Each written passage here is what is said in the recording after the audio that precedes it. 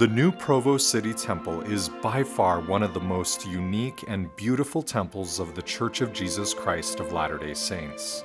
The exterior of the temple was built from the burned-out remains of the old historic Provo Tabernacle, completed in 1898. To help preserve the historical integrity of the old ravaged tabernacle, the church architects sought to incorporate many of the details from the original building. Here are just a few of those interior details that one may observe while visiting the temple. One of the first things that you will likely notice is the many beautiful stained glass windows. The original tabernacle had several window designs, including beehives, an open book of scriptures, a single candle flame, and several different flower motifs. For the most part, the outside window designs are the same as the original, minus sandstone panels that were added to the main floor windows because the ceiling had to accommodate ductwork between the floors. When the tabernacle was built in the 1890s, electrical lighting was still an emerging technology. Thus, exterior and interior windows were used extensively to naturally light the tabernacle. The new temple replicates this traditional lighting technique by having the interior rooms lit through a series of windows on the exterior. In addition, the design of the interior windows replicates the same design as the closest exterior window. In other words, if the closest outside window uses a book of scriptures as the design, the interior window will also show this same motif. Though not original to the old tabernacle, a beautiful 120-year-old stained glass window was installed in the main entryway. The window depicts Christ holding a lamb and is patterned after the illustration by O.A. Stemler, entitled The Good Shepherd. The window originally was from a Presbyterian church in New York, which was then purchased by a member and donated to the temple. A very similar window can be found in the First United Methodist Church of Salt Lake City. The design of the door handles, push plates, and hinges were inspired by the floral and scroll motifs found in the stained glass windows. In particular, the door handles of the Celestial Room are almost an exact duplicate of the beehive-style windows. Notice how the metalwork incorporates the beehive, the Gothic arch, the flower bud pillars and bases, and the decorative scroll pattern on the bottom. In addition, the door handles include an acorn on the top and bottom, a design found in the original door handles of the old tabernacle.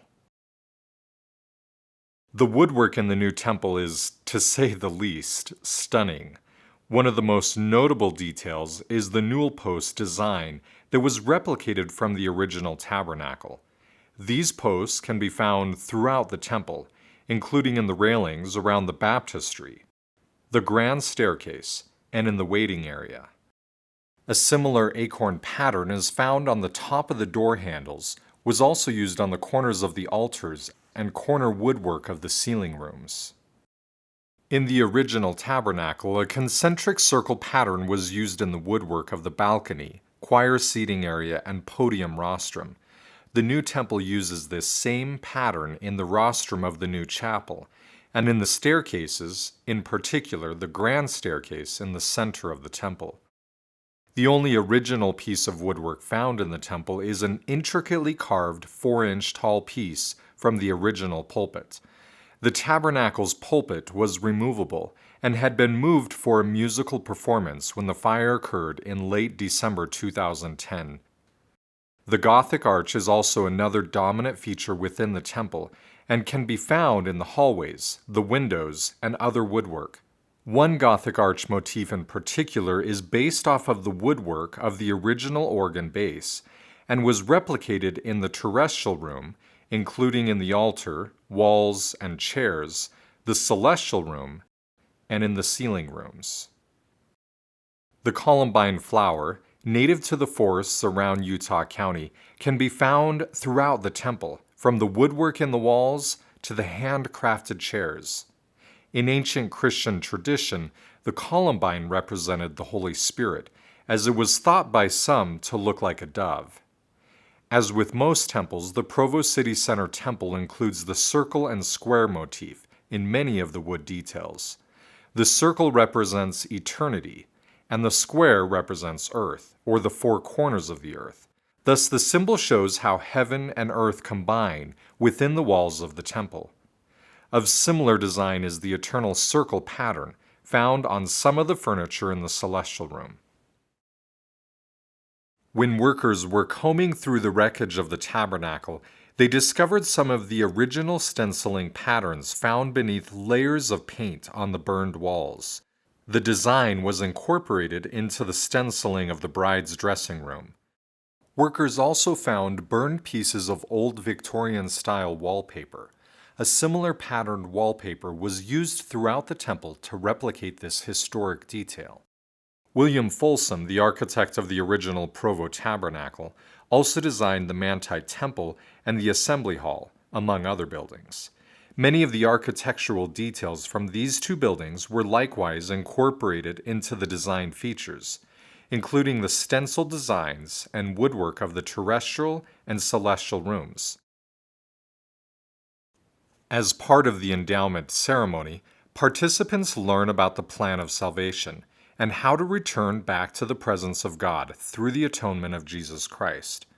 Much of the design and architecture of the various rooms of the endowment symbolically convey the concept of moving from an earthly existence to that of heaven. When you begin the endowment, you start in one of two rooms on the main floor. Both rooms have beautiful murals that depict the various days of creation, shown as you progress around the room. It is worth noting the cougar, BYU's mascot, in one of the murals, perhaps playing to the fact that both painters are BYU alumni. As you move from this first instruction room to the second and on into the celestial room, one climbs the spiral staircases to the next floor, finding that the ceiling height, size of the room, amount of light, and ornate woodwork has increased with each new room. Again, this design aspect is to show our symbolic progress, moving heavenward, back into the presence of God. The ancient tabernacle of Moses was designed to have three levels of progression: the outer court, the holy place, and the Holy of Holies, moving from east to west as you progress towards holiness. The new Provo City Center Temple incorporates a similar three-level progression, with the progression from the terrestrial to the celestial room in a westward direction, the same direction as the ancient tabernacle of Moses. Another unique aspect of the endowment rooms is the use of bench-style seating. From behind, the rows are designed to look like the old tabernacle pews, but from the front, they are individual cushioned seats. As a final note, when you visit, make sure to notice the interior lights and lamps. There are numerous types of old oil lamps, converted to electric, to help add to the historic feel.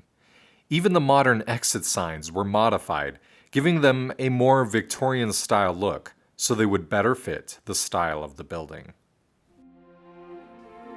The new Provo City Temple is truly amazing. It is a beautiful tribute and monument to the sacrifices of the early pioneers who built the first structure, and to the Lord, whose house it is.